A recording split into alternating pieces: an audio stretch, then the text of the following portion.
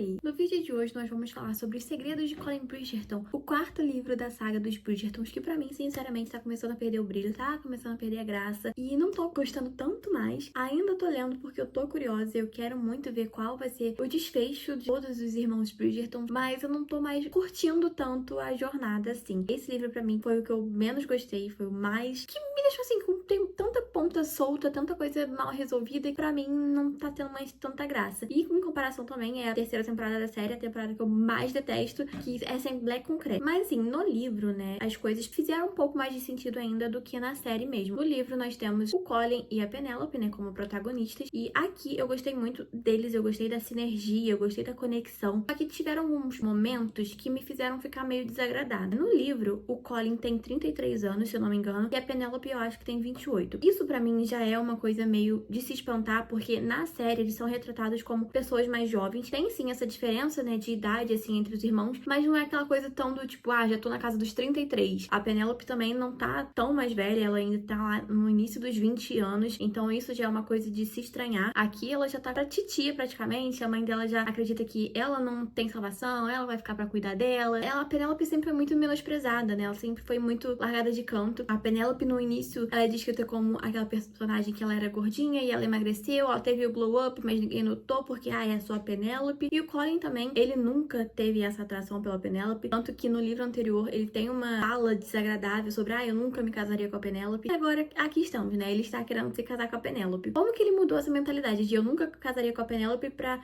eu preciso casar com ela, eu a amo, que não sei o que. Isso realmente é interessante de acompanhar. Eu senti que no livro fez mais sentido o desenrolar deles. Eu não achei que foi muito do nada. Simplesmente o Colin já estava decidido a casar, e também tem essa teoria, né, do táxi verde, e eu acho que se aplica muito a esse caso, e só calhou da Penélope já ser muito apaixonada por ele. O Colin vivia viajando, queria desbravar o mundo, assim, e ele voltou porque ele estava sentindo que era hora de ter uma aventura maior, de firmar novos ares. A Penélope sempre fazia parte ali da família dele, por ser a melhor amiga da Heloise, então sempre estava lá. E a Penélope, ela vinha nessa coisa de se mostrar mais. Eu não sei se mostrar mais é a palavra certa, mas ela estava mais confiante, ela estava começando a ser mais confiante, talvez pela idade, não sei. Ela estava sendo mais ousada, assim, em se expressar, em mostrar a que veio. Com isso, ela foi se destacando. O Colin começou a prestar mais atenção nela, nos comentários dela, na inteligência mesmo dela, né? Eu acho que, acima de tudo, o Colin se apaixonou pela personalidade da Penélope, e isso é uma coisa que me agrada, assim, porque apesar dela ter tido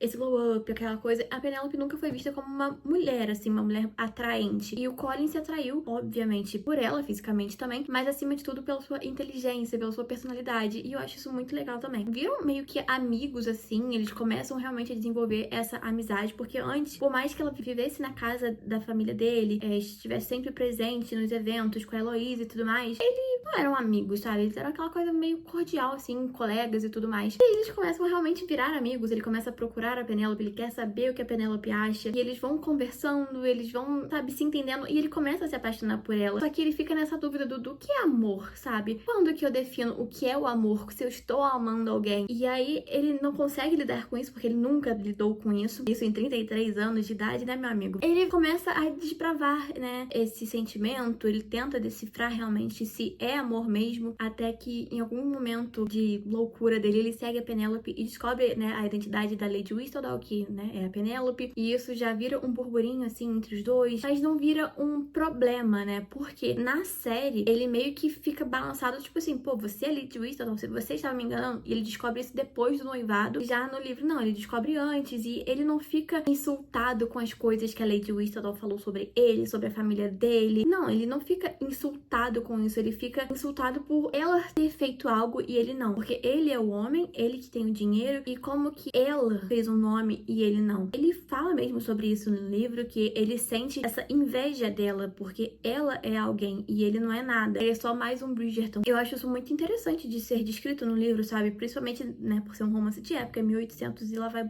bolinha. Interessante ver isso, sobre como uma mulher finalmente está na posição em que ele gostaria de estar. Quando quando chegou essa parte em que ele descobre quem ela é, e ele meio que fala, tipo, não, tudo bem, tipo, você só não faz mais isso e a gente segue a vida. E ela vai e faz mais uma vez, porque a Cressida quer meio que tomar o lugar da Lady Whistledown, porque ela quer dinheiro, que a Lady Danbury tá, né, nessa caçada da Lady Whistledown, que também é uma coisa que eu fiquei meio assim, porque ainda, né, não temos a presença da rainha, eu acho que a gente nunca vai ter, e quem faz essa caçada, Lady Whistledown, é a Lady Danbury, e não é nem no sentido de, eu preciso saber, eu preciso desmascarar porque ela é meu oponente, não é o mesmo tom da série, sabe? É um tom mais descontraído, porque a Lady Danbury, no início do livro, ela é aquela velha ranzinza, aquela velha insuportável, sabe? E aqui não, a gente já tem esse lado mais amigável, né? Principalmente porque a Penélope realmente tenta conhecer a Lady Danbury, ela tenta manter uma relação, assim, de amiga, por mais estranho que seja. É legal acompanhar essa parte também dessa caçada, assim. E nisso, a Cressida, ela tenta reivindicar o nome de Lady Whistledown, e a Penélope fica revoltada porque a Cressida, por mais que ela tenha um arco de redenção de uma certa forma ali na série, no livro ela não tem, ela ainda é uma escrota, ela já tá casada, ela tá bem casada, ela é uma pessoa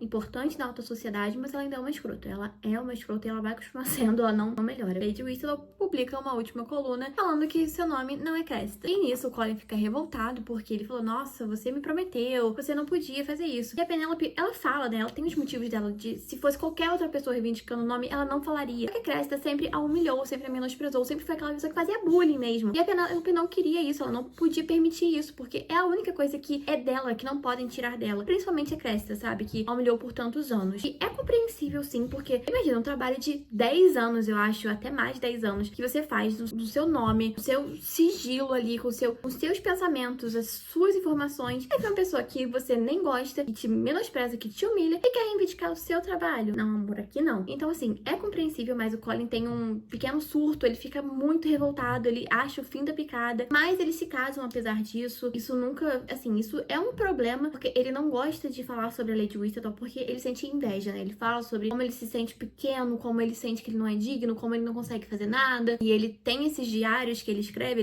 bem, a Penélope lê, tem um pequeno conflito ali. Ela fala, olha, você devia publicar, que não sei o quê. E ele é medroso, sabe? Ele fica, mas e se eu publicar e ninguém lê? Mas e se alguém lê e não gostar? Ele sempre é aquela pessoa do e sim, entendeu? E ela não, eu vou te ajudar, que não sei o quê. Fica maciando o ego dele. E aí nisso as coisas vão passando e vão se aliviando. Até que, claro, a Cressida descobre que ela, Lady Whistledown, feito todo um plano pra ajudar a Penélope a contar quem ela é, entendeu? Que ela é a Lady Whistledown sem dar merda, né? E isso é uma coisa que eu achei que foi muito resolvida de uma forma muito fácil e pra mim não faz muito sentido. Assim, quando a Cressida, né, se revela Lady Whistledown, não tem tantos murmurinhos, não tem tantas coisas assim, porque ela é meio que descredibilizada muito rápido, né? Só que quando a Penélope, né, é citada como a Lady Whistledown, é o Colin que fala pra todo mundo no evento da Daphne. Só que, tipo assim, não faz muito sentido. Eu não sei, eu não gostei muito, porque ele bola todo um esquema, todo um plano. E é só isso, fala no meio de todo mundo aceita, fica por isso mesmo. E eu não sei, isso pra mim não funcionou, não me pegou. Principalmente porque é tudo muito fácil, entendeu? Ele simplesmente sai um dia e ele resolve que ele vai resolver. Ele vai resolver esse problema, porque a Cressida tá falando que vai contar pra todo mundo, e ela quer que a Penélope dê dinheiro pra ela, porque ela desvendou esse mistério, e que se ela não contar, ela vai botar a boca no trombone. Ele fala, então não, se ela vai fazer, vamos fazer nós mesmos. Só que, tipo assim, pra quê? Entendeu? E não é nem pra quê. Eu acho que realmente tinha que ter sido feito isso, só que eu não gostei que a ideia surgiu dele. Eu acho que a ideia tinha que ter surgido dela. Porque fica, de novo, aquela coisa do homem salvador da pátria. E eu não sei. Eu entendo que é legal que ele vai atrás da família, né? Ele reúne, assim, a família. Ele usa a influência do irmão, né? Como Visconde.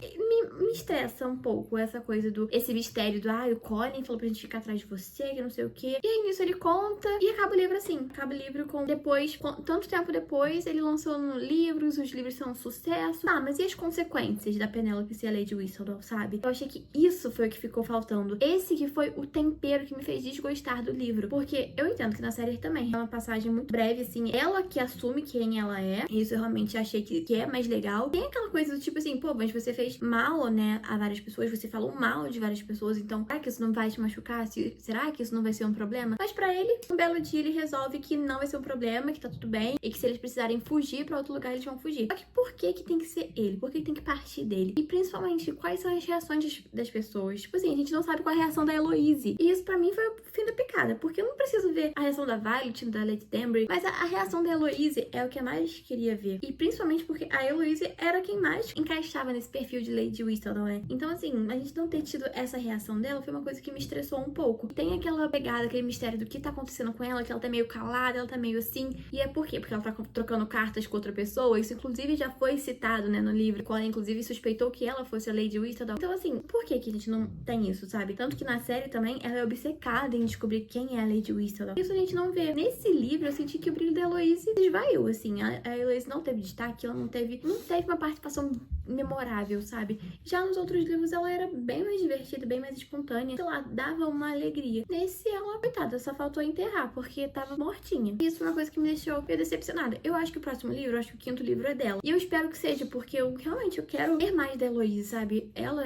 de todos os Bridgertons, ela é a minha favorita, ela é a mais divertida, ela é a mais sagaz, assim, também, e faz sentido ela ser amiga da Penélope, porque elas são muito inteligentes e elas são, sabe, diferentes. Elas não eram aquelas meninas loucas pra casar. Tudo bem que a Penélope, ela queria casar, ela só não casou, sabe? Porque não teve oportunidade e tudo mais. Só que assim, elas são além do que as mulheres da sociedade naquela época. Então isso é muito legal de acompanhar. Mas a Heloise nesse livro, apagada. Ah, mas no livro dela, gente, não interessa, sabe? Ela, no livro do Benedict, ela teve vários momentos, tipo, incríveis, assim. E aqui não. Uma coisa que me estressa também muito é a idade dos personagens. Como que tudo é muito distante, sabe? Tipo, a Penélope, ela já tá com 28 anos. Ela já participou daquele negócio lá de casamento 300 mil vezes e nunca casou. E nesse livro também, nós não temos um concorrente, um rival que faz o Thorin despertar ali um ciúme. Não tem nada disso também. Sim, sinceramente, eu não senti falta disso. Eu achei que eu ia sentir, mas eu achei que fez mais sentido no livro o Colin se apaixonar pela Penélope, sabe? E não porque tinha finalmente alguém notando ela, e aí ele notou que tinha alguém notando, e aí ele começou a notar. Então isso foi realmente mais legal, e não foi uma coisa que eu senti falta. E assim, realmente,